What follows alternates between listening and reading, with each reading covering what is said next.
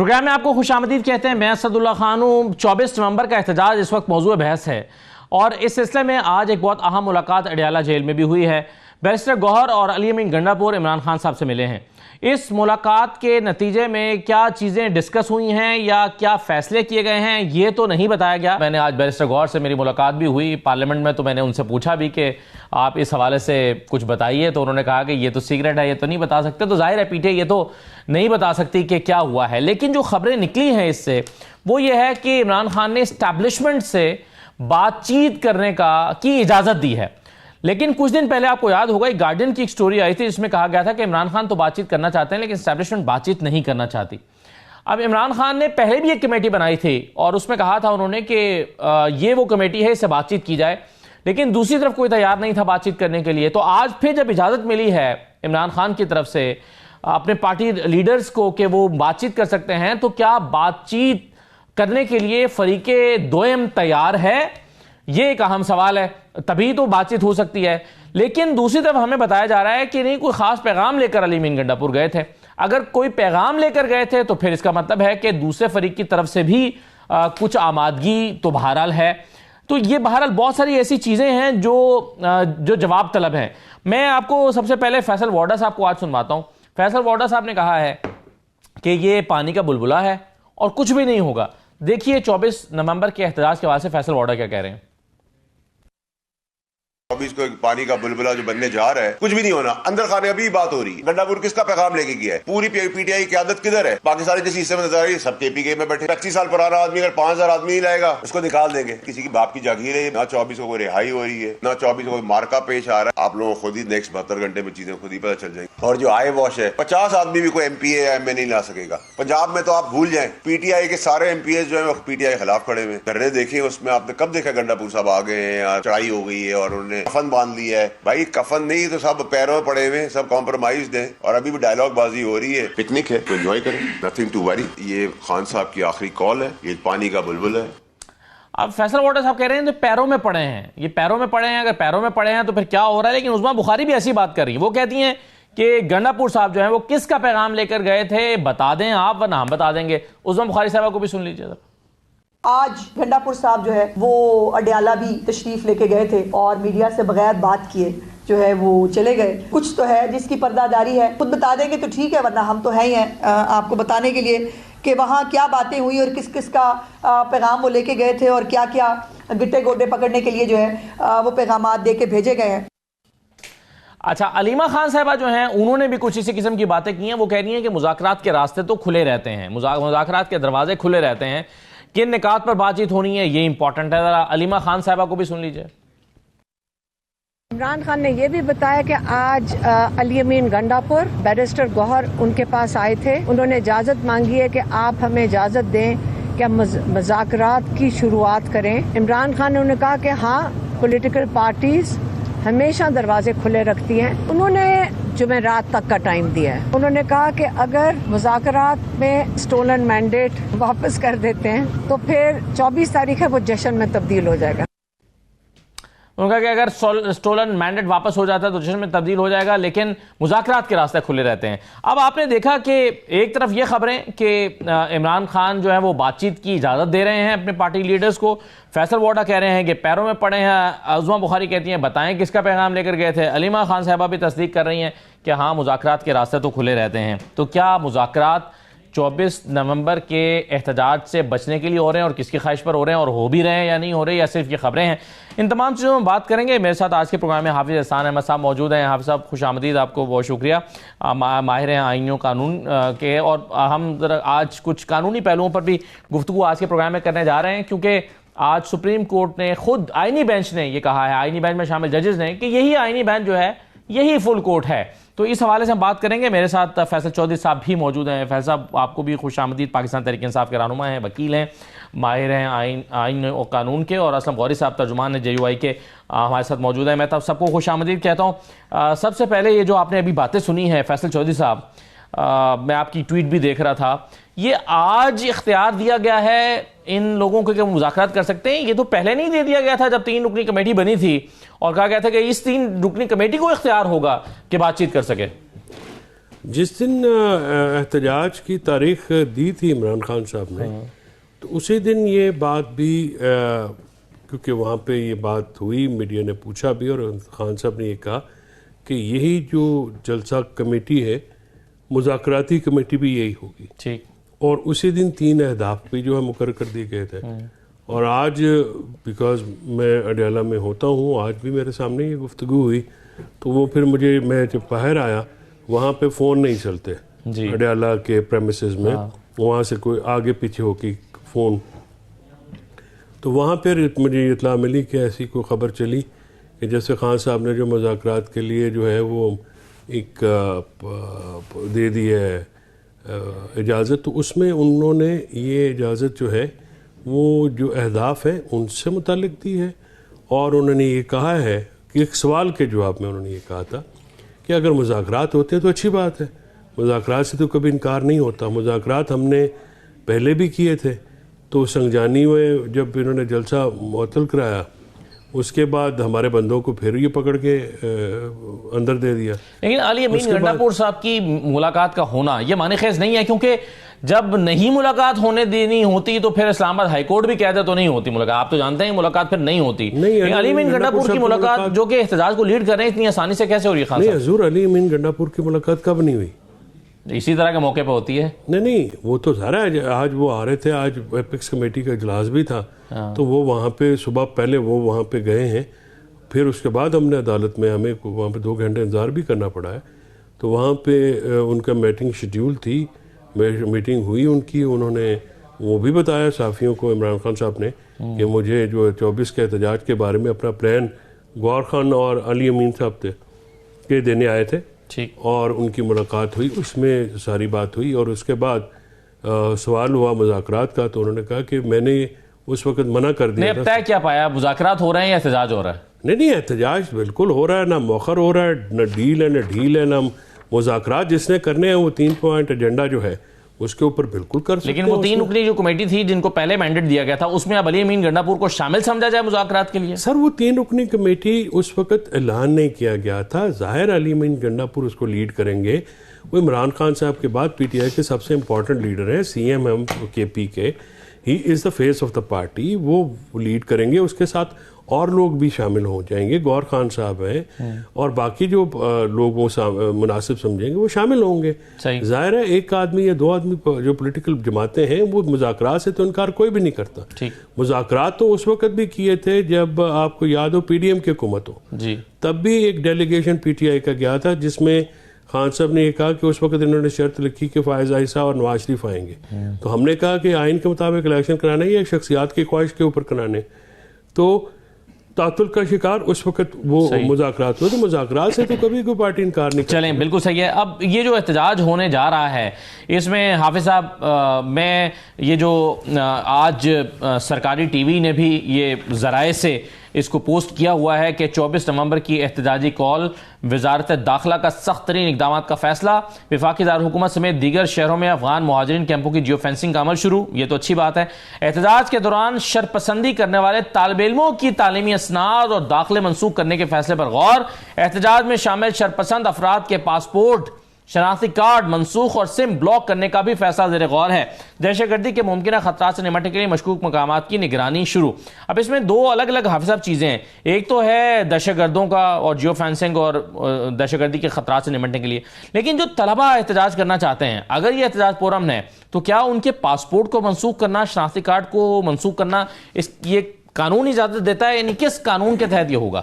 بسم اللہ الرحمن الرحیم. اسد ایک تو یہ ہے کہ اگر احتجاج جو ہے وہ with in the limits of law رہتا ہے تو بالکل اس کے اوپر کوئی قدغن نہیں ہے اور اس کے اوپر کوئی ایکشن نہیں ہے. ٹھیک.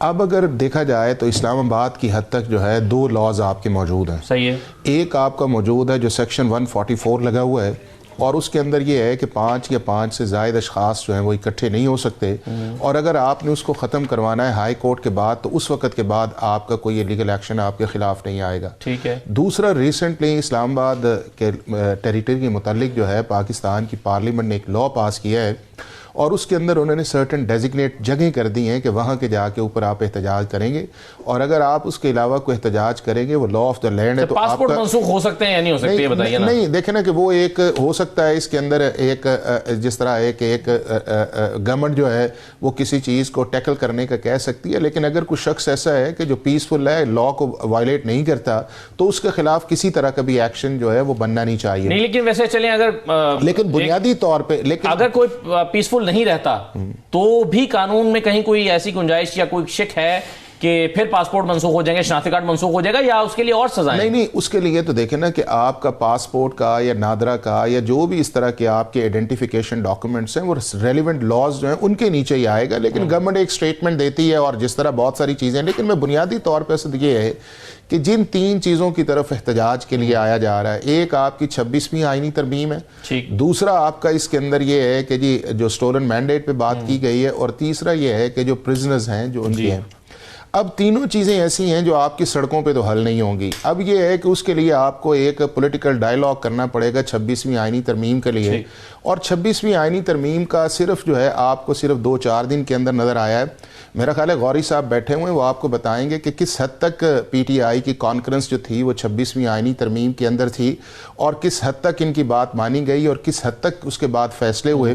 تو میرا یہ خیال ہے کہ 26ویں آئینی ترمیم جب پاکستان کی پارلیمنٹ نے پاس کر دی ہے, یہ اس کا حصہ بن گئے ہیں, پاکستان کے چیف جسٹس نے ایکسیپٹ کر لی ہے, پاکستان کے فل کورٹ نے کر لی ہے, کانسٹیٹیوشن بینچ بن گیا ہے, اس کے نیچے ججز کیس سن رہے ہیں پاکستان کی. مگر آپ خود بھی تو کہہ چکے ہیں نا کہ یہ بینچ نہیں چل سکتا. کون سا؟ نہیں دیکھیں, وہ کانسٹیٹیوشن بینچ اس لیے نہیں چل سکتا کہ اس کے اندر جو ٹیکنیکل یا لیگل اصل چیزیں ہیں وہ نہیں چل سکتی. کہ اب دیکھیں آپ نے 2 ماہ کے لیے بنایا ہے, پھر اس کا فکسیشن آپ دیکھیں آج جو کیسز جب چل ہی نہیں سکتا تو پھر تو آپ کو پی ٹی آئی سے متفق ہونا. وہ یہ ہے کہ پی ٹی آئی نے مولانا صاحب کا جو موقف تھا, آپ کا ان کا کانسٹیٹیوشنل کورٹ کا اسمبلی کے فلور پہ دیکھیں, اس کے بعد بلاول بھٹو صاحب کا یا گورنمنٹ کے الائیڈ پارٹیز تھیں, یا اس کے بعد پی ایم ایل این کا تھا, اور ایون پاکستان کی جو سپریم کورٹ بار ایسوسی ایشن تھی, سب کا اس کے اندر تھا کہ کانسٹیٹیوشنل کورٹ جو ہے وہ بننی چاہیے, اور یہی اس مسئلے کا حل ہے. اور اس کے بعد یہ آیا کہ آپ ان کو پروونسز کے اندر لے کے جائیں.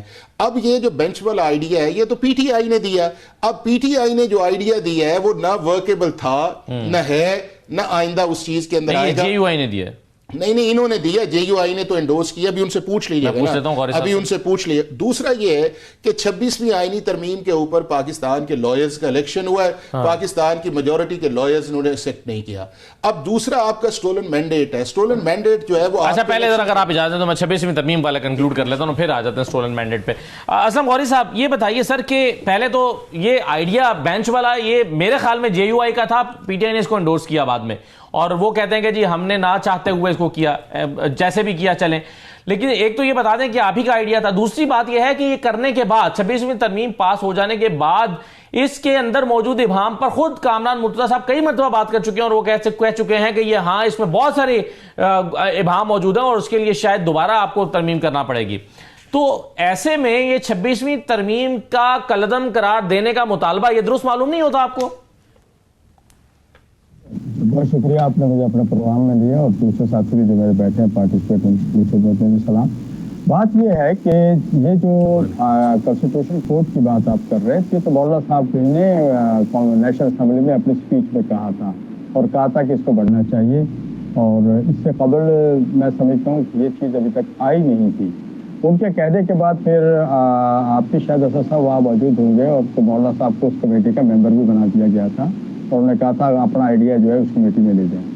لیکن جب ہم نے سلسلہ شروع کیا مذاکرات کا حکومت کے ساتھ, تو ہمیں پہلے تو کچھ دن یہ پتہ ہی نہیں تھا کہ اس میں ہے کیا. حکومت ہمیں کچھ اور بتاتی تھی, جو ساتھی آتے تھے بس ہمارے ساتھ تعاون کرو, ہمارے ساتھ تعاون کرو. سمجھ میں نہیں آ رہا تھا کہ چاہتے کیا ہے اور تعاون کیا ہو. تو اس سلسلے میں کئی دفعہ ہم نے احسان صاحب سے بھی مشاورت کی, اس میں یہ بھی ہماری مشاورت میں رہے ہیں.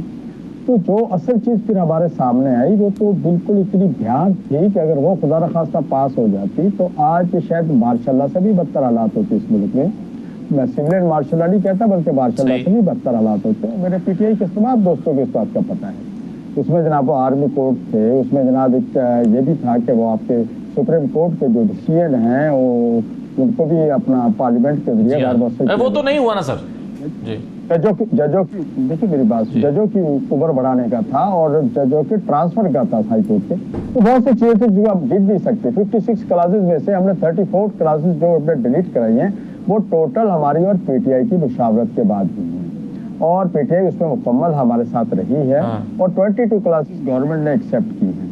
तो मैं ये अर्ज करना चाहूँगा कि आखिरी दिन भी पीटीआई जब हमारे पास से उठी है, पीटीआई को सिर्फ 2-3 चीज़ों पे था। एक तो ये अपना ये जो आईडी बेंच की आप बात कर रहे हैं, तो ये आईडी बेंच जो है पीटीआई की ख्वाहिश पे हुआ है, पीटीआई की तजवीज़ थी, उन्हीं के कहने पे हमने सब कुछ किया। ना ये हुकूमत की तरफ से तजवीज़ आई है, ना पीपल्स पार्टी या किसी और की तरफ से थी। हम भी इस पे नहीं थे, हमें भी कायल इन्होंने खुद किया। तो माशाल्लाह सारे इनके पास बड़े अच्छे लॉयर हैं, चोइसा बैठे हुए हैं, तो सबने हमें कायल किया इस पे कि टोटल 200 या 250 मुकदमात हैं, उसके लिए हम स्पेशल बेंच अदालत बनाएंगे। तो ये माकूल बात नहीं है, इसलिए इसको बेंच बनाते हैं। हम भी इसकी बात पे एग्री कर गए। तो ये कहना कि ये तो गौरी साहब, अब आपको आपके ख्याल में ये बहुत इफादियत की चीज़ है आइन और कानून के लिए, अवाम के लिए, अदालतों के लिए, अदालती सिस्टम के लिए, ये बहुत इफादियत की हामिल चीज़ है, इसे बरकरार रहना चाहिए, या पीटीआई के मुताबिक जैसा कि वो चाहते हैं इसको ख़त्म कर दिया जाए? आपकी राय उनके साथ जाएगी? देखिए मेरे दोस्तों ने बैठ के हमारे साथ सारा कुछ किया। हमने इतने देर जो मेहनत की है उसको जो ठीक किया है उस पूरी तरमीम को, तो उसका मकसद यही था कि हम उसको आवाम के लिए एक तरमीम करने जा रहे हैं तो आवाम को काबिल कबूल हो, और उस पर सबने फिर हमने वोट दिया। ये पीटीआई के दोस्त जो अपने बानी तहरीक से मिलके आए थे, बानी पार्टी से, तो इन्होंने भी आके हमें ये कहा कि हम सिर्फ इसलिए वोट नहीं करेंगे, एहतजाजन वोट नहीं करेंगे। और ये मीडिया पे भी चीज़ मौजूद है, मौलाना के घर के बाद प्रेस कॉन्फ्रेंस हुई थी बैरिस्टर गौहर और मौलाना साहब की, जिसमें उन्होंने फरमाया था कि बैरिस्टर गौहर साहब ने कि हमें इस पे हम मौलाना साहब के साथ थे और मौलाना साहब के साथ मिलके हमने सब पूरी तरमीम मुकम्मल की है। लेकिन हमें चूंकि हमारे पार्टी के बानी चेयरमैन के साथ जो कुछ हो रहा है, हम उस पर एहतजाजन वोट कास्ट नहीं करेंगे। उस वक्त तक तो ये था, लेकिन आज क्या है, बिल्कुल सही है ये बात। तो आज बिल्कुल सही आपने वैलिड क्वेश्चन उठाया। ये अगर आप इजाज़त दें तो फैसल शोए साहब के सामने रख देता हूँ। बैरिस्टर गौहर साहब की टॉक जो है वो मौजूद है, मैंने पिछले दिन अपने शो में सुनाई भी थी। फैसल साहब वो ये कह रहे थे कि हम अब हमें उसूली तौर पर हम मुत्तफिक हैं, हमें कोई बड़ा एतराज़ उसके ऊपर बाकी नहीं रहा। उन्होंने मौलाना फजल रहमान साहब के साथ खड़े होकर ये बात की थी, अली जफ़र साहब भी पीछे खड़े थे। बाद में अब इस पर क्या एतराज़ पैदा हो गया कि आप इसको ख़त्म करना चाहते हैं? देखिए, हमने 26वीं आईनी तरमीम को कभी तस्लीम नहीं किया है और हमने जिस तरीके से ये मामला किया गया है उसको भी कभी सपोर्ट नहीं किया है। मौलाना साहब के नंबर्स, मतलूबा नंबर्स, मौलाना साहब अगर हमायत कर भी देते तो भी पूरे नहीं थे। तो असूलन और इखलाकन हुकूमत के पास 2/3 अक्सरियत नहीं थी। 2/3 अक्सरियत जिस तरह से पूरी की गई वो भी आपके सामने है। मौलाना साहब ने ख़ुद जो है अपनी प्रेस कॉन्फ्रेंस में कहा कि जिस तरह के सब बंदे जो हैं, 11 बंदे जो हैं इनके, तो ऐसी सूरत हाल में असद जिस तरीके से आपके पास मैंडेट भी ना हो, और ये बात तो मौलाना साहब का पॉइंट ऑफ व्यू है कि इलेक्शन नहीं ऑक्शन था जी, तो ऑक्शन ज़्यादा इलेक्शन की जो असेंबली है उसके पास तो मैंडेट नहीं है कि वो इतनी आइन में मेजर चेंजिंग। सर ये तो एक और फैसला हो गया ना आपका कि जी ये कर नहीं सकते, लेकिन उसके कंटेंट से तो इत्तेफाक किया था ना आपने। देखिए कॉन्टेक्स्ट के साथ प्रेस कॉन्फ्रेंस में बताया, अगर गौहर साहब ने ये किया था उस वक्त, तो देखिए उस वक्त हमारे सर पे भी तो एक तलवार लटक रही थी। क्या वो ये थी कि आप आईनी बेंच बना के 68 ईयर्स पे लगा के एक मुकम्मल तौर पे एक शख्स की ज़ात के लिए, एक शख्स के इक़्तिदार को दवाम देने के लिए, उसके टेनोर में इजाफा करने के लिए और उसके हमराइयों के साथ जो उसकी मर्ज़ी के जजेस लगा के, तो आप एक कॉन्स्टिट्यूशनल कोर्ट बनाना चाह रहे थे। और तो फिर तो फैसल साहब फिर तो यूँ हुआ ना, फिर तो आपने मसलहतन फैसल जो आपके काजी फाइसा साहब थे, काजी फाइसा साहब को आपने निकालने के लिए मसलहतन ये तस्लीम कर दिया जब वो चले गए हैं, और आज लेसर इवल आप कह सकते हैं उन्होंने तस्लीम कर लिया होगा। लेकिन मैं पहले दिन से और मैंने कभी भी इसको तस्लीम नहीं किया है। 26वीं आईनी तरमीम को मैं आईनी फितना कहता हूँ। इसमें तो बिलावल भुट्टो भी ऑन रिकॉर्ड है कि गवर्नमेंट ने उनके साथ हैंड कर दिया है। उस वक़्त कुछ और बात की, बाद में कुछ और बात की। ये हुकूमत जो है ये अपने हवारियों को, अपने हमायतियों को, अपने धादियों को भी दगा देने से बाज नहीं आती। सही। पाकिस्तान तहरीक इंसाफ के मसाइल, सियासी मसाइल और हैं, ان کو آپ باقی جماعتوں کے ساتھ ایکول نہیں کر سکتے. اس کی وجہ یہ ہے کہ تحریک انصاف کے جو اکابرین ہیں، ورکرز ہیں، رہنما ہیں یا ان کے لیڈران ہیں، ان کے ساتھ جو ایک ریاستی فسطائیت اور ریاستی جبر کا جو وہ ٹارگٹ ہے پچھلے بڑے عرصے سے، اور وہ زخمی ہیں. آپ یہ بات ایک توانا آدمی سے اور ایک زخمی آدمی کی جو معاملات ہیں ان کو تو آپ یکساں نہیں رکھ سکتے. تو آپ یہ کہہ سکتے ہیں کہ جو پی ٹی آئی کے لوگوں کو بھی جو ان کے گھروں کے ساتھ جو کیا گیا، توڑا مروڑا، اس کے بعد ان کے بچے اٹھائے، دیکھیں کتنے لوگوں کے یہ تو معاملات ہیں. تو بات یہ ہے کہ 26ویں آئینی ترمیم پہ تو بات ہو جاتی ہے، لیکن کن حالات میں کس طرح سے کی گئی اس کو بہت آرام سے اگنور کر دیا جاتا ہے. یہ بات جو ہے یہ ناقابل قبول ہے، کم سے کم میرے لیے، کہ ایک طریقہ کار جو آئین میں دیا گیا ہے. اب تو عدالت میں جو درخواست گئی ہے 4 لوگ لے کر گئے ہیں، اس میں سب سے سر فہرست نقطہ یہ ہے کہ اس کی جانچ پڑتال کی جائے، تحقیقات کی جائیں کہ یہ کیسے ووٹ پورے کیے گئے، نمبر کیسے پورا کیا گیا. آپ اجازت دیجیے گا میں ایک چھوٹا سا بریک لیتا ہوں. بریک کے بعد جو دوسرے نقطے پہ بات کرنا چاہ رہے تھے حافظ صاحب بھی، کہ جو مینڈیٹ کی واپسی ہے، کل میں نے آپ کو فیفن کی ایک رپورٹ اپنے پروگرام میں اس کے کچھ کانٹینٹ دکھایا تھا کہ ٹرائبونل جو ہیں وہ ابھی اپنا صرف 17% کام مکمل کر پائے ہیں. 83% کام آئینی وقت گزرنے کے باوجود مکمل ہی نہیں ہو سکا، اور کئی جیسے پنجاب میں تو صرف 6% کام ہوا ہے، باقی کام سارے کا سارا پڑا ہوا ہے. تو جب ٹرائبونلز کام نہیں کر پا رہے ہیں مختلف وجوہات کے بنا پر، تو یہ مینڈیٹ کی واپسی کا جو عمل ہے یہ ہوگا کیسے؟ ایک چھوٹے سے بریک کے بعد پہ بات کرتے ہیں.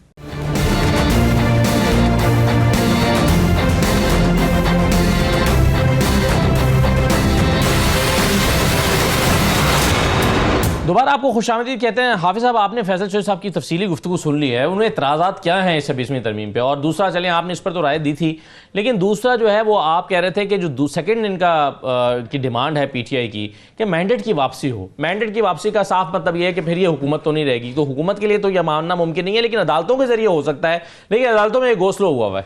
اسد ایک تو یہ ہے کہ جب آپ کی 26ویں آئینی ترمیم چل رہی تھی، غوری صاحب بھی وہاں پہ تھے، تو سب سے زیادہ کریڈٹ جو ہے اس سارے پروسیس کو پیسفل کے اندر لے کے جانے کا وہ مولانا فضل الرحمان صاحب کا ہے کہ مولانا فضل الرحمان صاحب نے پی ٹی آئی کو بھی انگیج کیا، پیپلز پارٹی کو بھی انگیج کیا، گورنمنٹ کو بھی انگیج کیا، اور بہت ساری ایسی چیزیں تھیں جن کو پیار، محبت اور ریکنسلیشن موڈ کے اندر لے کے گئے. اور ان کا جو ٹرسٹ ڈیفیسٹ تھا مولانا صاحب کے اوپر، مولانا صاحب نے پہلے اسے پورا کیا، جو 10-12 سال کی ایک ہسٹری ہے. پی ٹی آئی کو تو شروع کے اندر یقین ہی نہیں تھا کہ مولانا فضل الرحمان صاحب ہماری ان باتوں کو کیری کریں گے. یہ تو انہیں ایک آدھ میٹنگ کے بعد احساس ہوا کہ مولانا صاحب جینوئنلی اپوزیشن کے ساتھ چلنا چاہتے ہیں، چونکہ ان کا آئیڈیا یہ تھا کہ میں اپوزیشن کے اندر رہ کے اپوزیشن نہیں کرنا چاہتا، چونکہ گورنمنٹ اور ہے اور یہ اور ہے، اور میں ان کو ساتھ لے کے چلنا چاہتا ہوں. اور وہاں کے اوپر جو ہے میں نے آپ سے کہا کہ اب آپ دیکھیں کہ 3 چیزیں میجر آئی ہیں. آپ کی چیف جسٹس کی اپوائنٹمنٹ آئی ہے، پی ٹی آئی بالکل نہیں اس کے اندر بول رہی کہ جسٹس یا افریدی کی اپوائنٹمنٹ غلط ہے، اس کا مطلب ہے بات ٹھیک ہے. دوسرا جوڈیشل اپوائنٹمنٹس ہیں، اس کے اندر ہمیشہ سے وہ کہہ رہے ہیں کہ 26ویں ترمیم کو کلعدم کیا جائے. سن لینا، کلعدم کرنے کا مطلب تو یہی ہے نا کہ وہ رول بیک کرنا چاہتے ہیں. اگر آپ 26ویں آئینی ترمیم کی ساری شکوں کے اوپر کانفرنس کر کے مولانا فضل الرحمان صاحب سے ہر چیز بنوا کے، اور مولانا صاحب آگے جا کے ہر چیز بنوا کے، اور اب اس بات کو ڈسکریڈٹ کریں، تو میرا خیال کسی بھی پولیٹیکل پارٹی کے لیے یہ مناسب نہیں ہے. اور اس چیز کو صاحب نے بالکل کہا. کہہ رہے ہیں ہم تو ساتھ کھڑے ہیں. آپ کا دیکھیں اب آپ کو جو پرابلم آئی ہے، آپ جسٹس امین الدین کو بھی نہیں مانتے جی کانسٹیٹیوشنل بینچ، آپ کانسٹیٹیوشنل بینچ کو بھی نہیں مانتے. جب کانسٹیٹیوشنل بینچ جو تھا وہ نہ پیپلز پارٹی کا آئیڈیا تھا، نہ پی ایم ایل این کا تھا، نہ مولانا صاحب کا تھا، ان کا آئیڈیا تھا نا. تو جب انہوں نے کانسٹیٹیوشنل بینچ دیا تو پھر اس کانسٹیٹیوشنل بینچ کو مانے. آپ اس کانسٹیٹیوشنل بینچ کی اپوائنٹمنٹ کا حصہ بھی بنتے ہیں، آپ چیف جسٹس کی اپوائنٹمنٹ کا حصہ بھی بنتے ہیں، آپ اس کے بعد یہ ہے کہ ووٹ بھی دیتے ہیں، ووٹ لیتے بھی ہیں، سارا کچھ آپ کرتے ہیں.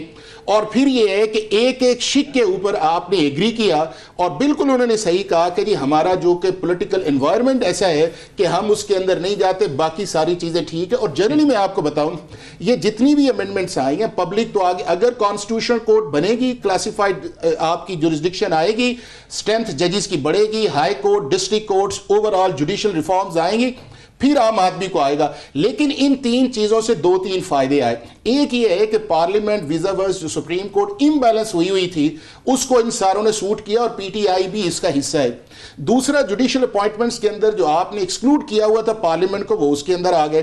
تیسرا یہ ہے کہ چیف جسٹس جو ہے وہ بائی چوائس نہیں آنا چاہیے, چیف جسٹس بائی پروسیس آنا چاہیے, اور اس پروسیس کو پاکستان کی پارلیمنٹ نے جب دیا ہے آپ نے اعتراض کیا ہے کہ یا فریدی صاحب نیوٹرل نہیں ہے, یا فریدی صاحب کمپیٹنٹ نہیں ہے, یا فریدی صاحب جو ہیں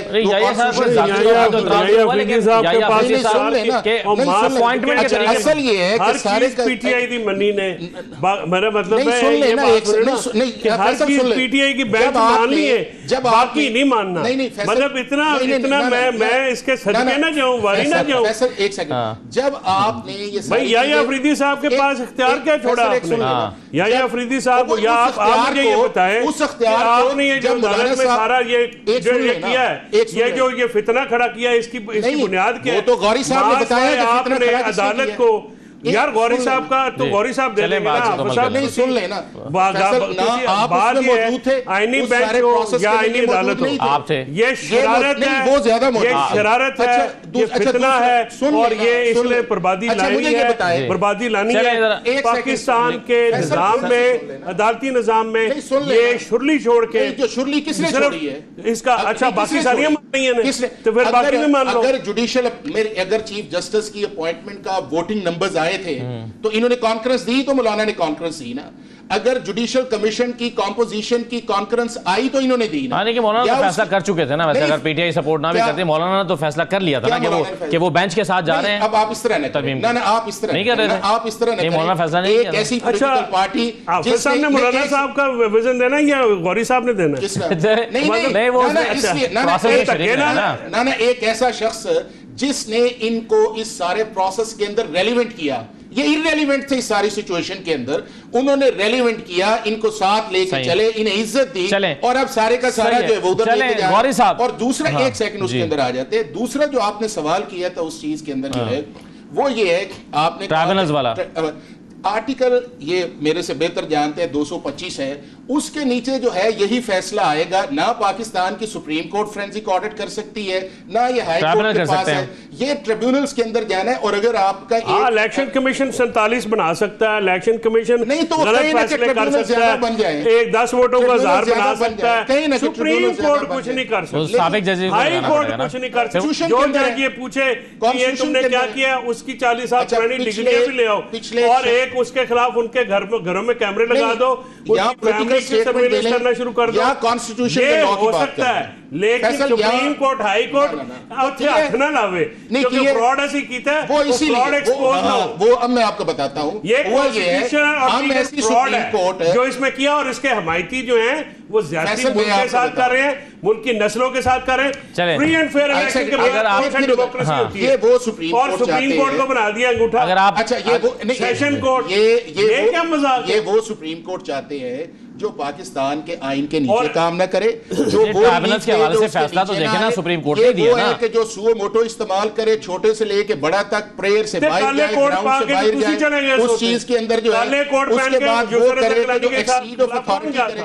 یا محمد نواز شریف 20-22 سپریم کورٹ پہ اٹیک کسے کیا, میاں محمد نواز شریف. چلیں وہ نواز شریف کے تو ساتھ تعلق نہیں ہے. چلیں سر فیصل صاحب, فیصل پولیٹیکل بات ان کا سیاست سے تعلق نہیں ہے نا سر.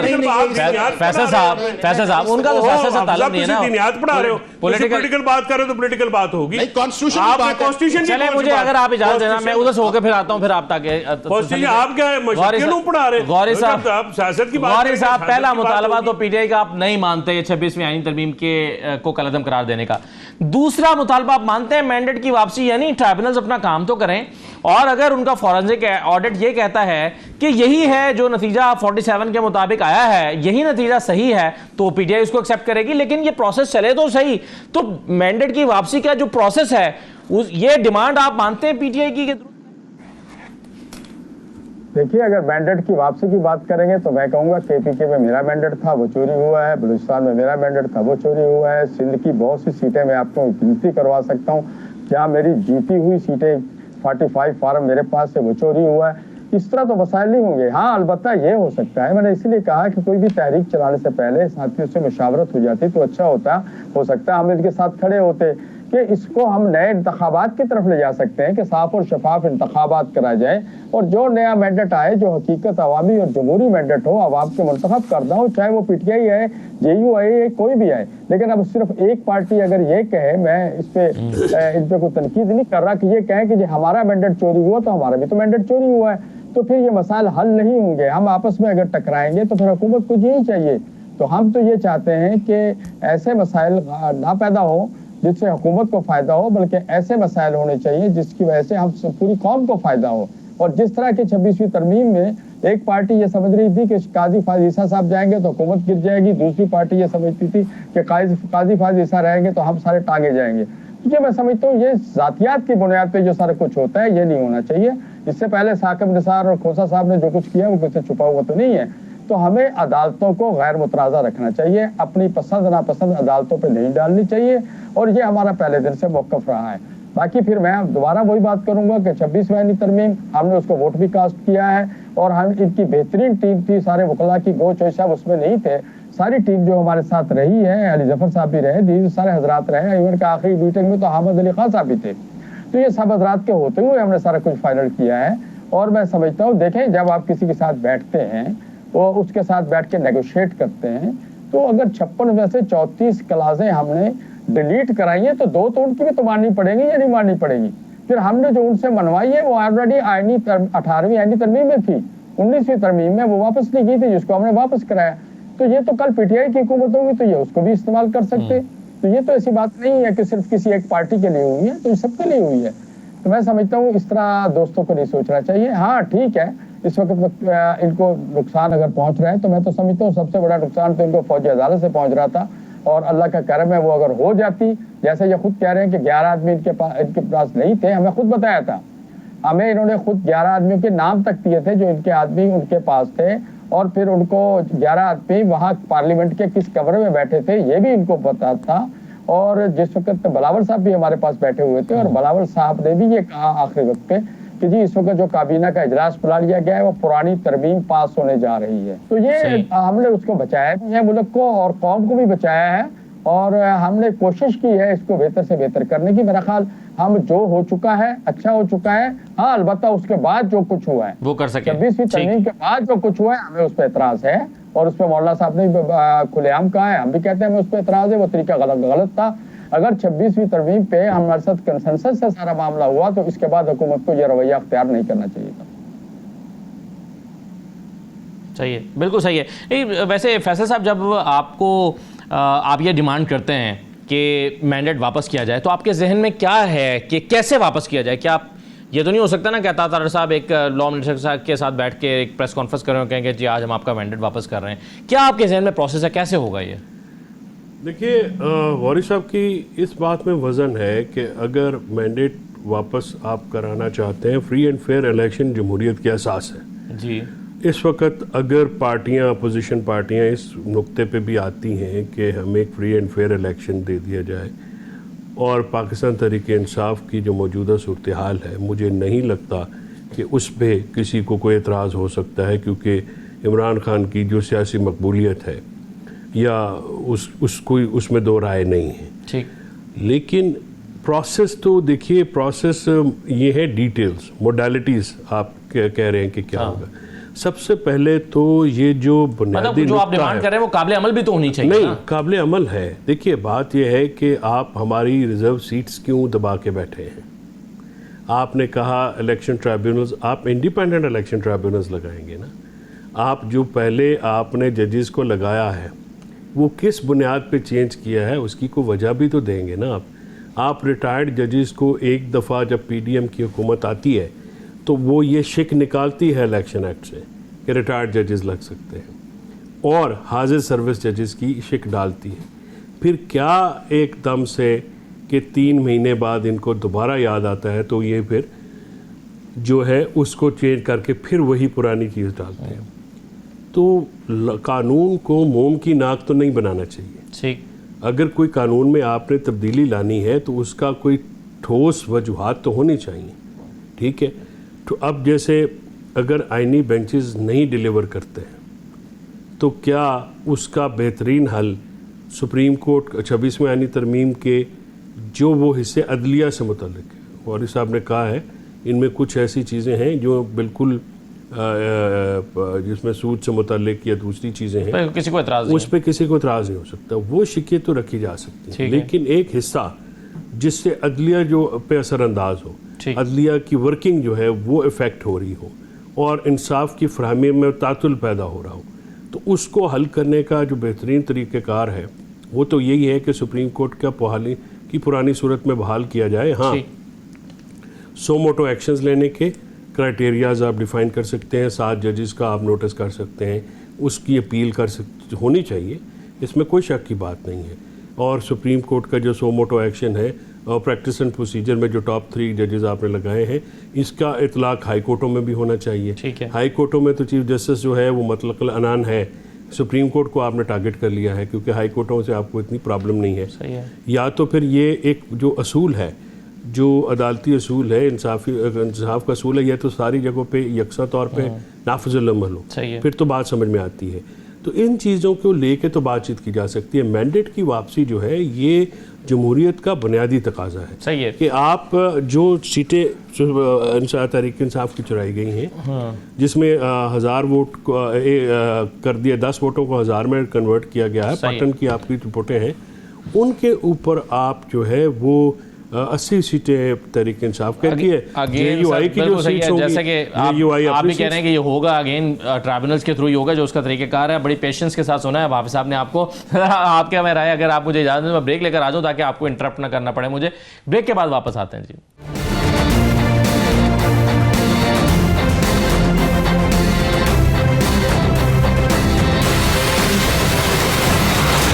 بریک کے بعد دوبارہ خوش آمدید کہتے ہیں. حافظ احسان صاحب, تیسرے نقطے پر تو آپ کو اختلاف ہو ہی نہیں سکتا کہ جن اسیران کا ٹرائل نہیں ہو رہا اور بغیر ٹرائل کے ان کو گرفتار رکھا گیا, یہ تو آپ بطور ایک وکیل آپ بھی کہیں گے نا کہ یہ تو قانون ہے ہی نہیں کہ آپ بغیر ٹرائل کے رکھ لیں ملزمان کو. دیکھیں اسد, ایک تو یہ ہے کہ جتنی بھی فیصل نے باتیں کی ہیں, میں یہ سمجھتا یہ ہوں کہ جب یہ پروسیس چل رہا تھا کانسٹیٹیوشنل امینڈمنٹ کا 26ویں آئینی ترمیم جو تھی, تو فیصل صاحب کو اس ٹیم کا حصہ ہونا چاہیے تھا, تاکہ یہ جو ہے. اور میں آپ کو انٹرسٹنگلی بات بتاؤں کہ جو میٹنگز چل رہی تھیں, جتنے بھی جن کی طرف انہوں نے اشارہ کیا ہے سارا جو ہے, اگر فیصل صاحب وہاں پہ ہوتے تو شاید ان چیزوں کو اور بہتری کی طرف لے کے چلے جاتے, چونکہ انہوں نے بڑا اچھا اس کے اوپر آرگومنٹس دیے ہیں کہ جی بینچ بھی فتنہ ہے, حالانکہ انہوں نے ایگری کیا, اس وقت کہہ سکتے تھے.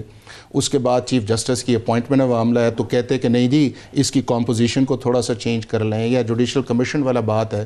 تو میں یہ سمجھتا ہوں کہ کسی نہ کسی جگہ جو ہے وہ اسٹریٹجی کا بھی ایک ایشو ہے. دوسرا امپورٹنٹ چیز یہ ہے اسد کہ یہ جو آپ کا کانسٹیٹیوشن جو ہے نا, یہ کوئی اسٹیگنٹ ڈاکومنٹ نہیں ہے. آپ نے ایک امینڈمنٹس کی ہیں, اس امینڈمنٹس کے اندر میں سمجھتا یہ ہوں کہ ایک اچھی انٹینشن یہ آئی کہ ان کو آن بورڈ کرنا چاہیے, اور اس آن بورڈ کرنے کے اندر مولانا صاحب نے ایک برج کا رول پلے کیا. اب یہ ہے کہ دوبارہ بھی کی جا سکتی ہے, اگر اس کے اندر آپ سمجھتے ہیں کہ پرابلمز آ رہے ہیں, لیٹ سٹ ٹوگیدر اور ان کو ریزالو کر لیا جائے. جب پارلیمنٹ کا کام ہی یہی ہے, لیکن اس کے اندر یہ ہے کہ پروسیس کا حصہ بن کے اس کو پھر ڈسکریڈٹ کرنا, میرا خیال ہے کہ وہ پھر آرگومنٹ بائی نہیں کیا جاتا. اب دوسرا جو آپ نے سوال کیا ہے وہ یہ ہے کہ اسیران والا, ہاں بالکل مناسب ہے کہ جہاں کے اوپر ٹرائل ڈیلے کے اندر ہے ان کی بیلز آنی چاہیے. دوسرا یہ ہے کہ سپریم کورٹ آف پاکستان جو ہے جس نے بارہا اس پروسیس کو روکا ہے, ایک تو یہ ہے کہ پاکستان کی 50 سال کے اندر سپریم کورٹ کی ایک سیٹ پریسیڈنٹ تھے کہ سویلینز کو ملٹری ٹرائل کے اندر لایا جا سکتا ہے اگر وہ ایسپینیج آپ کا جو ہے سبوتاج کرتے ہیں, ملٹری انسٹالیشنز پہ جاتے ہیں یا نوٹیفائڈ ایریاز کے اندر جاتے ہیں, اور وہ آپ نے سارا دیکھا. سپریم کورٹ نے ان یوزول ہو کے آرٹیکل 184(3) کو انووک کیا, اور اس کے بعد اٹارنی جنرل کی انڈر ٹیکنگ کے اوپر کہا کہ ان کے ٹرائل روک دیں. دنیا کے کسی ملک کے اندر نہیں ہے. اگر کسی کی ایویڈنس نہیں ہے, اور یہ ساری کی ساری فورینسک ایویڈنس ہیں, یا جو آپ کے سامنے آئے گا, اگر یہاں پہ اگر سمجھتے ہیں کہ ڈنڈی ماری جائے گی تو آپ کے پاس, آپ کو پتہ ہے کہ ملٹری ٹرائل کے اندر 5 آپ کو فورم ہے. آپ کا ملٹری ٹرائل ہے, آرمی ایکٹ کے اندر اپیل ہے, آپ ہائی کورٹ کے اندر آ سکتے ہیں, آپ سپریم کورٹ کے اندر جا سکتے ہیں, آپ سپریم کورٹ کی ریویو کے اندر جا سکتے ہیں. سپریم کورٹ نے کیا کیا کہ اسے کہا کہ جی آپ ان کے ٹرائل روکیں اور آپ نے سزائیں نہیں دینی جی, یعنی کہ سزائیں نہ دینے کا یا اناؤنس نہ کرنے کا مطلب یہ ہے کہ آپ اس پروسیس کو ہالٹ کر رہے ہیں. اور یکدم آپ نے کیا کیا کہ کیس آپ کے پاس ان لوگوں کو تھا, اور آپ نے اکتوبر کے اندر سارے لاز ہی سیٹ اسائیڈ کر دیے. اب جب اس کی سسپینشن ہو گئی دسمبر کے اندر آیا تو اس عدالت نے پھر کہا کہ نہیں جی آپ ان کے کیسز کی ججمنٹ نہ سنائیں. تو میں یہ سمجھتا ہوں کہ سپریم کورٹ کو ایک یہ فیصلہ بالکل جلدی بٹھانا چاہیے, کرنا چاہیے, اور ایک 21ویں آئینی ترمیم کے نیچے جو آپ کے ملٹری ٹرول ہوئے تھے اور پشاور ہائی کورٹ نے تقریباً 350 کیسز کا فیصلہ کیا تھا, سیٹ اسائیڈ کیے تھے, ان کی بھی اپیل سننی چاہیے. اور تیسرا جو امپورٹنٹ ہے وہ یہ ہے کہ اس ملک کے لارجر سسٹم کے لیے پولیٹیکل ڈائیلاگ کے اندر جایا جائے. اور ابھی ان کے لیے پھر یہ کہیں پولیٹیکل ڈائیلاگ کے اندر اگر کوئی جاتا ہے سب سے جو فیورٹ ہے ان کے لیے, وہ سب سے جو فیورٹ ہے وہ جے یو آئی یا مولانا فضل الرحمان صاحب ہی ہیں, جو ان کے ساتھ بھی ہیں, ان کو کنونس نہیں کر سکتے ہیں. اور اگر اس ایجیٹیشن کے اندر ان ساری چیزوں پہ آتے یا یہ جینوئنلی آتے تو اس کے اندر بالکل یا آپ کو فریش الیکشن کروانے پڑیں گے یا اسی آئینی ترمیم کے اندر کہتے ہیں کہ ٹریبیونلز انڈیپینڈنٹ کر لیں. لیکن کسی نہ کسی جگہ آپ یہ کہیں کہ ہوں پولیٹیکل پارٹی, آپ پولیٹیکل ڈائیلاگ کی در نہ جائے اور آپ کہیں کہ ہم نے تو اسٹیبلشمنٹ سے بات کرنی ہے, تو اسٹیبلشمنٹ جو ہے یہاں تو مان لینا کہ پاکستان کی جو اسٹیبلشمنٹ جو ہے وہ کانسٹیٹیوشن کے اندر لکھا ہوا ہے کہ جی وہ گورنمنٹ کے اوپر ہے. صحیح ہے, ٹھیک. اگر نہیں ہے تو پھر آپ کو ان سے کریں, ان سے کریں گے تو آپ ان کی طرف. ہمایوں مومن صاحب تھے ہمارے شو میں, وہ کہتے ہیں کہ جب میرا مینڈیٹ چوری ہوا ہے تو میں چور سے کیسے بات کروں, میں تو پولیس سے بات کروں گا. تو وہ پولیس سے یہی وہ نیگیٹیوٹی ہے. اصل یہ جو سوشل میڈیا نیگیٹیوی, یہ اسٹیٹمنٹ, یہ زبان جو ہے یہ اس سارے پولیٹیکل کرائسس صحیح ہے. لیکن ایک راستہ تھا پی ڈی آئی کے پاس کہ وہ کم از کم اس معاملے پر جے یو آئی کو ساتھ میں لاتی اور ایک پیس پروسیس کا یا ایک ڈائیلاگ پروسیس کا آغاز کر سکتے تھے. لیکن غوری صاحب کیا یہ ڈیمانڈ سیٹ کرتے ہوئے یا اپنے احتجاج کے اس ڈیٹ کا اناؤنس کرتا ہے, ڈیٹ تو خیر عمران خان صاحب نے خود اناؤنس کی, پارٹی کو بھی پتہ نہیں تھا, لیکن کسی بھی سطح پر جے یو آئی کے ساتھ کوئی مذاکرات, کوئی بات چیت, کوئی اعتماد میں لینا, کوئی پروسیس ہوا ہے؟ جی نہیں, آج تک اس وقت تک کوئی کسی قسم کا کوئی ہمیں اعتماد میں نہیں لیا گیا, نہ مشورہ کیا گیا, نہ یہ کہا گیا کہ ہمارا کس مقاصد کے لیے ہم یہ سب کچھ کر رہے ہیں. میں ایک بات تھوڑا سا اس پہ کہنا چاہوں گا, میرے بھائی بیٹھے ہوئے فیصل چوہدری صاحب, کہ علی امین صاحب کا جو رویہ ہے اور جس طرح وہ کہتے ہیں کہ ڈو اینڈ ڈائی اور مر جائیں گے اور سب مرنا ہے, کفن لے کے چلو, اور وہاں اس طرح لگ رہا ہے ایک وہ وزیر اعلیٰ ہے. دیکھیں جو سی ایم ہوتا ہے, وزیر اعلیٰ ہوتا ہے, گورنر ہوتا ہے, وہ پورے صوبے کے عوام کا ہوتا ہے, کسی پارٹی کا نہیں ہوتا ہے. اور یہ ہم نے تو زندگی میں یہی دیکھا ہے کہ جو وزیر ہوتا ہے, جو وزیر اعلیٰ ہوتا ہے, وہ اس کے پاس ہم ہر اپوزیشن بھی جاتی ہے اپنے کام اور معاملات کے لیے. لیکن علی امین صاحب کا رویہ, جب پارٹی اتنی بڑی پارٹی ہے اور اتنی بڑی قیادت ہے آپ کے پاس, ہمارے تو ملاقاتیں رہی ہیں اور بڑے بڑے ذہین اور سمجھدار فیصل صاحب جیسے لوگ بیٹھے ہوئے ہیں اس میں, تو پھر علی امین تو وزیر اعلیٰ رہنا چاہیے. اس کو اس طرح سے تاثر نہیں ملنا چاہیے کہ ایک صوبہ ملک سے بغاوت کر رہا ہے یا ایک صوبہ دوسرے صوبے پہ یا مرکز پہ حملہ آور ہو رہا ہے. میں سمجھتا ہوں یہ وہ بنیادی چیزیں ہیں جس کو ہمیں دیکھنا ہوگا. ہمیں اپنے مطالبات کے لیے ہمیں جمہوریت کو داؤ پہ نہیں لگانا ہوگا, اور اگر ایسا ہی ہوگا جمہوریت کو ہم داؤ پہ لگائیں گے تو پھر تو فوجی عدالتوں کے لیے لڑے کیوں ہم لوگ, پھر تو ان کو آنے دیتے. تو میں سمجھتا ہوں کہ یہ کچھ تھوڑا سا ان کا بابی مشاورت کا بھی فقدان ہے, چونکہ خان صاحب کے پاس جو لوگ حضرات جاتے ہیں وہ انڈیویجول جاتے ہیں اور اجازت بھی ان کو ٹیم کی نہیں ہوتی. ایک ساتھی جاتا ہے وہ اپنی مرضی کی مشاورت شاید دیتا ہے اور دوسرا اپنا, تو پھر اس طرح جو اندر بیٹھا ہے آدمی اس کو باہر کی صورتحال کا پورا اندازہ بھی نہیں ہوتا. تو اس وقت جو صورتحال پی ٹی آئی کے جو لوگ ہم سے رابطے میں رہے ہیں وہ بھی مقبصے میں ہیں اور وہ بھی ہم سے ابھی تک رابطہ کرتے ہوئے کترا رہے ہیں, اور اب تک انہوں نے ہم سے کسی قسم کا رابطہ نہیں کیا اور صورتحال ہم سے آج تک ڈسکس نہیں ہوئی ہے. میں سمجھتا ہوں اس پہ غور و خوض پارٹی کو کرنا چاہیے بیٹھ کے, اور خان صاحب کو صحیح صورتحال بتانی چاہیے, اور پولیٹیکل ڈائیلاگ ہونے چاہیے. سیاسی جماعت ڈائیلاگ کے سے ہی چلتی ہے, اور اگر آپ ڈائیلاگ نہیں کریں گے تو روڈوں پہ آنے سے, یہ سب کچھ کرنے سے, وہ پہلے والے دھرنے, پہلے والا دور آج نہیں ہے حضور, وہ اس دور میں کرنا تو مذاکرات ہی پڑیں گے. جی کرنا آخر مذاکرات, بڑی سے بڑی جنگ ہو, بڑی سے بڑی لڑائی ہو, آخر مذاکرات. بالکل صحیح ہے. جو اسٹریٹجی ابھی تک آخر مذاکرات ہی ہوتے ہیں, لیکن جو پی ٹی آئی اپنی اسٹریٹجی دے رہی ہے یا بوشا بی بی کی آڈیو کے ذریعے سے سامنے آئی ہے یا مختلف طریقے سے, اس پر اب سوالات اٹھنا شروع ہو گئے. مثلا عظمیٰ بخاری صاحبہ نے سوال اٹھایا ہے کہ جو تصویریں بنانی ہیں, بسوں کو لے کر نکلنا ہے, اس میں عوام کی تصویریں بنانی ہیں, اس کی ضرورت کیوں پڑ رہی ہے جب اتنا چارج کراؤڈ ہے اور آپ سمجھتے ہیں کہ خود پی ٹی آئی کے ورکرز نکلیں گے, عوام نکلیں گے, تو پھر کیا ضرورت ہے یہ سب کرنے کی؟ سنیے عظمیٰ بخاری صاحبہ نے کیا کہا ہے. ایک طرف وہ کہہ رہے ہیں کہ جی لوگوں نے خود نکلنا ہے, لوگ بڑے چارج ہیں, خان کی لبیک کہہ رہے ہیں, لوگ نکل رہے ہیں. دوسری طرف کہہ رہے ہیں لوگوں کو بار بار کے گاڑیوں میں لاؤ اور ساتھ ویڈیو بھی بنا کے لانا. اگر لوگ خود نکل رہے ہیں تو پھر ویڈیو بنانے کی ضرورت نہیں. انہوں نے کہا ہم سرپرائز دینے جا رہے ہیں, ہم کچھ نیا کرنے جا رہے ہیں. سوال یہ ہے کہ اسلحہ لے کے تو آپ پچھلی دفعہ آ گئے تھے, آنسو گیس شیل بھی آپ نے چلائے تھے, اس دفعہ نیا کیا ہوگا؟ یہ سب تو آپ کر چکے ہیں. ان کا جو اب نیا ہے وہ نیا صرف قتل جو ہے وہ کرانے اور دہشت گردی کرنا ہی ایک نئی چیز ہے. یہ جہاد کرنے آ رہے ہیں. ایک بات بڑی کیٹیگوریکلی ان کو پتہ ہونی چاہیے, ریاست کے خلاف جہاد نہیں ہو سکتا, اور جو ریاست کے خلاف جہاد کرتا ہے کا انجام پھر ریاست جو ہے, ریاست سے نہ بڑا کوئی ہوتا ہے نہ ہو سکتا. فیصل صاحب, ریاست کے خلاف جہاد ہو سکتا ہے؟ دیکھیے یہ تو ان کی اختراع ہے نا. نہیں, جہاد کے نعرے لگے ہیں, جہاد کے نعرے لگے ہیں کے پی ہاؤس میں. تو جہاد جو ہے وہ تو جہاد بالکوشش بھی ہوتا ہے, بالکلمہ بھی ہوتا ہے. جہاد کا مطلب ہی کوشش کرنا ہے. جہاد کا مطلب بھی یہ ہے. اب یہ کیوں خوف زدہ ہیں, یہ کیوں خشک پتوں کی طرح لرزنا شروع ہو جاتے ہیں؟ جیل کے اندر سے کال آتی ہے تو یہ گھبرا جاتے ہیں. ان کی گھبراہٹ جو ہے یہ ان کی باتوں سے بھی آپ کو دیکھیں نا, یہ تو فرینڈز آف مریم جو ہیں وہ چلا رہی ہیں پنجاب حکومت. تو ان کا کیا متمع نظر, کیا احتجاج کرنا جو ہے, ایک طرف یہ کہتے ہیں جی آئینی حق ہے, دوسری طرف سے شیلنگ, ربڑ کی گولیاں, اور کیا نہیں کیا انہوں نے. کیا آپ لوگوں نے رپورٹ نہیں کیا جو ڈی چوک میں انہوں نے کیا؟ لوگ آتے ہیں, لوگوں کو یہ مارنا شروع کر دیتے ہیں, اور اس قدر نفرت ہے ان لوگوں کے خلاف, اس قدر نفرت ہے اسد کہ یہ اپنے گارڈز کے علاوہ باہر نکل کے دکھائیں. یہ لوگوں میں لوگوں کا سامنا نہیں کر سکتے. پبلک کا بہت زیادہ غصہ ہے ان کے اوپر, اور یہ جو معاملات اس طرح سے کیے جا رہے ہیں جی کہ لوگوں کو آئے روز تشدد کرنے کا نشانہ بنانا, گھر گرانا, ان کی میں چاہوں گا کہ آپ اور آپ دونوں ایک چیز پر رائے دے دیں. آخر میں جو میں نے شروع میں بات بھی کی تھی, جمال خان مندوخیل صاحب نے آج یہ کہا ہے فیصل صاحب کہ ایک کیس چل رہا تھا, اس میں کہا گیا کہ اس معاملے پر تو ایک فل کورٹ پہلے فیصلہ دے چکا ہے. جب وکیل صاحب کی طرف سے کہا گیا تو جواب آیا کہ یہ ہی فل کورٹ ہے. اب یہ جو بینچ بن گیا 26ویں ترمیم کے بعد, یہ آئینی بینچ ہی فل کورٹ ہے. اگر پہلے ایک 18 رکنی بینچ یا 17 رکنی بینچ فیصلہ دے بھی چکا ہے تو یہ 7 رکنی بینچ بھی فل کورٹ ہے. جمال خان مندو صاحب کی رائے, یہ معاملہ سیٹل ہو گیا؟ ہرگز نہیں. جمال خان مندوخیل صاحب کی رائے سے میں بالکل اختلاف کرتا ہوں. یہ رائے غلط ہے. نہ اس کو قانونی طور پہ کوئی جواز ہے, نہ اخلاقی طور پہ کوئی جواز ہے.